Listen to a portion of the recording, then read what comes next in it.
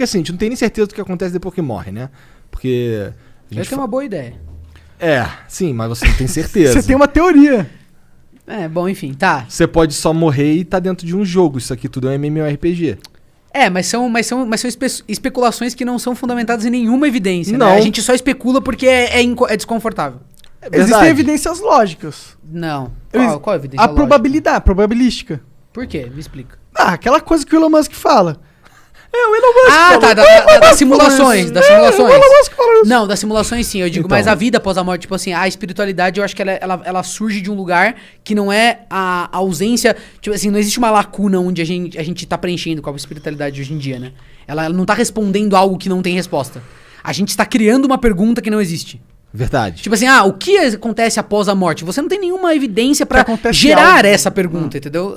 Existe um ciclo muito claro na natureza das coisas que vivem e morrem. Que é um ciclo que é observado desde sempre. Desde sempre. A gente observa nos outros animais sem sentir essa vontade de indagar, mas a gente tem algo dentro da gente pelo significado que a gente dá pras coisas. Só porque a gente é consciente.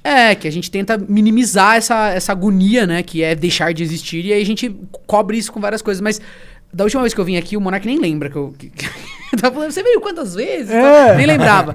Mas a gente falou sobre religião e eu sempre fui eu sou super cético e tal, eu faço disso quase uma bandeira, acho muito legal falar sobre isso, porque acho que já tem muita propaganda religiosa, mística do outro lado e tal, então eu faço questão de sempre advogar a respeito disso. Mas eu recentemente andei fazendo umas leituras, assim, porque eu cresci em família cristã. Até os 14 anos eu era ministro do batismo lá da minha igreja evangélica e tal, e depois eu rompi totalmente com isso. Mas eu comecei a ver um valor maior agora na instituição religiosa, e em específico o cristianismo, que é o que a gente mais tem contato aqui. Porque, assim, eu acho que o cristianismo tem que ser ultrapassado. Assim, a gente tem que ser possível que a gente busque valor moral e objetivo para as nossas vidas que não advenha da história bíblica cristã. Também acho. Porque isso foi muito útil, muito. E eu hoje em dia enxergo muito esse valor, foi muito útil. Mas a gente tá na hora de superar isso. E foi útil, Mas tu tá passei a falando analisar. do cristianismo, como você disse, porque o cristianismo é o metagame que a gente tá inserido. Não só. Assim, muito por causa disso eu estudei mais ele, mas eu sei que tem um lance que é muito legal. Tem várias conquistas que o cristianismo conseguiu culturalmente que a gente acha que é uma coisa natural, que as outras religiões, outras estruturas culturais também fazem, mas na verdade não é. Ele inverteu valores e dogmas que eram horríveis do nosso ponto de vista, né, hoje em dia moderno, como, por exemplo, escravizar o outro.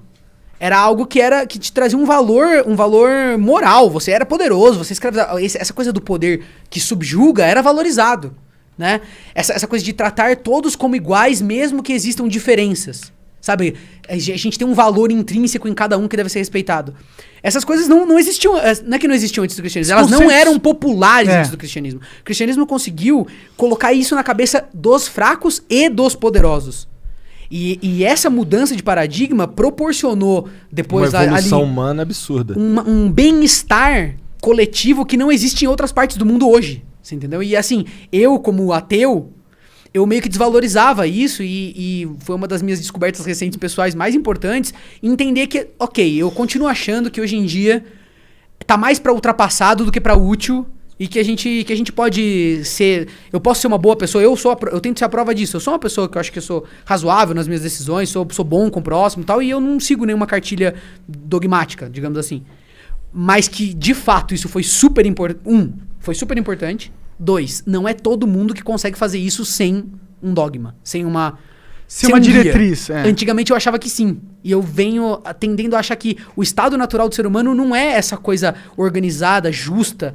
A gente tem instintos bastante sabe, as crianças elas se batem, a criança mais fraca é isolada. E a religião tem o papel de ensinar isso daí, mesmo que sob um prisma, sei lá, divino, espiritual, ou metafísico. Ele insere um meta de convivência na sociedade. A religião é isso, é um meta de convivência.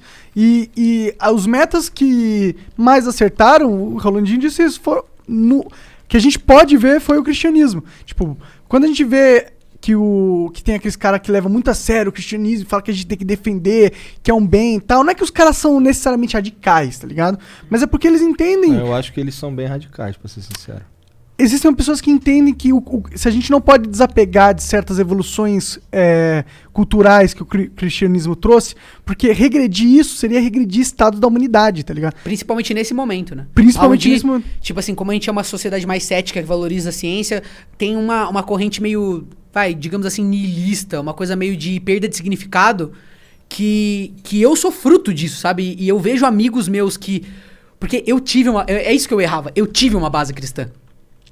Tipo assim, eu cresci no cristianismo. Eu rompi com o cristianismo com 14 anos.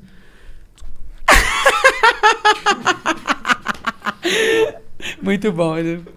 O Monark fazendo barulho no microfone público. Cara, eu vou dar esporro nele pro resto da minha vida, cara. Não, você tá certo, você tá certo. Não tô, cara. Quem tá errado é esse filho da puta aí. Arrombado. Continua, vai. Não, até esqueceu. O que eu tava falando? Pô, era uma pira legal. Você cresceu no... É verdade. Muito bom. Eu tive essa base cristã. Então, assim, eu vejo que hoje em dia eu ainda sou guiado muito por esses valores, mesmo eu não acreditando em Deus. Então, eu tive esse, vamos dizer assim, privilégio. Eu não sei qual é o resultado de você criar pessoas num mundo que tá tão confuso. A gente tá num momento onde a gente não sabe exatamente qual é o valor das coisas. Você tem essa briga de esquerda e direita que, por trás disso, existe uma discussão moral a respeito do que é a vida e como é que a gente deveria viver a vida. E isso num campo filosófico é uma discussão que deve ser a discussão. Sim. Hoje em dia é a discussão. É assim, existem uma discussão que é fundamental, que é tipo, existe... O ser humano, ele é uma construção social 100%?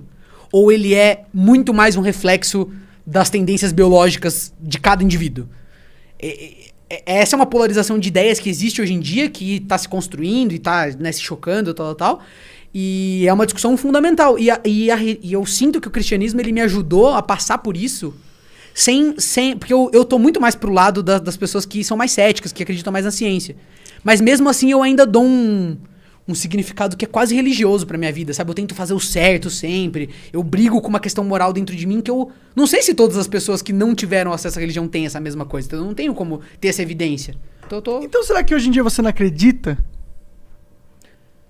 Eu acredito mais na instituição, só que assim... Não, eu acho que você... Não é na instituição que tu acredita. Na minha opinião... Ih, caralho, agora ele vai te converter. Não, eu quero ser convertido, vai. Você acredita no princípio, na filosofia. Uhum. Você acredita que dentro daquele texto existe sabedoria que é universal e que é importante que ela seja preservada e que todo mundo saiba.